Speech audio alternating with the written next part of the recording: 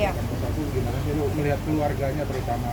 Gue semalam baru nonton sampai nangis-nangis tersenduh-senduh ya. Maksudnya 2 tahun yang lalu kita pun pernah 2018 ya kalau nggak salah, Lion Air pun sempat jatuh di tempat yang sama, cuman mungkin kalau Lion agak sedikit mundur, ini yang lebih maju. Gue lihat puing-puingnya yang besi yang segitu kuatnya bisa terpecah belah, berarti kan memang meledaknya kan dahsyat ya. Apa ya, ya bencana kita nggak bisa tahu ya, kapanpun kita naik pesawat yang mahal pun kalau memang harusnya terjadi ya terjadilah, cuman ya mungkin kita sebagai manusia harus bisa lebih prepare lagi kali ya.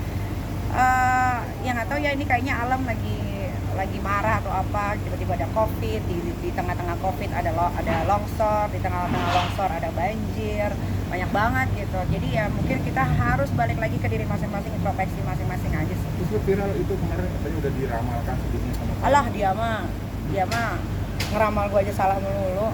Gue paling benci tuh sama ramalan-ramalan kayak gitu ya. Maksudnya dia pasti lagi besar kepala nih yang ramal, dibilang katanya wah pas nih ramalannya nih si mbak-mbak itu kan. Kata gue itu kebetulan aja sih, soalnya gue pernah ketemu langsung sama dia, gue maki kok dia pernah. Karena dia ngomongnya selalu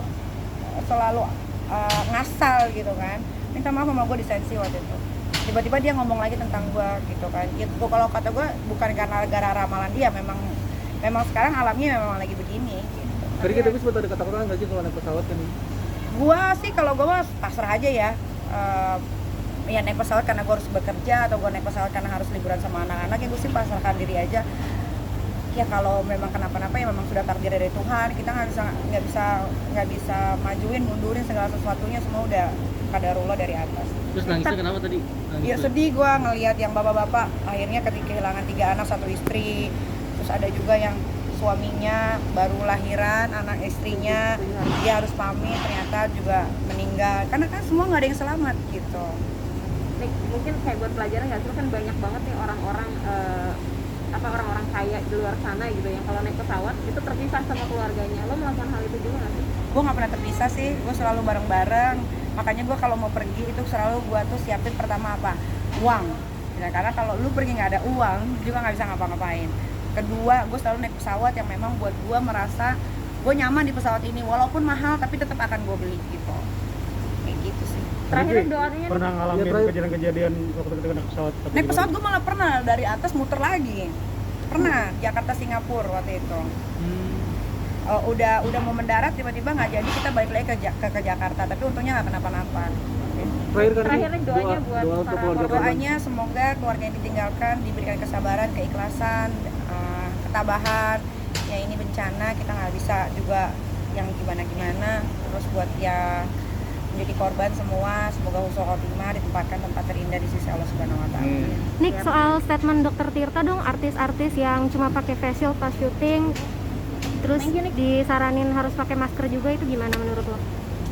Balik ke diri masing-masing sih ya, kata gue. Mereka mau pakai masker. Kayak gue nih, gue bukan tidak percaya covid, orang gue pernah kena covid juga, tapi cuma 3 hari. Itu 3 hari, bener-bener 3 hari yang awal gue kena, gue santai sih, maksudnya gue tidak langsung yang jadi stres, jadi gimana gitu.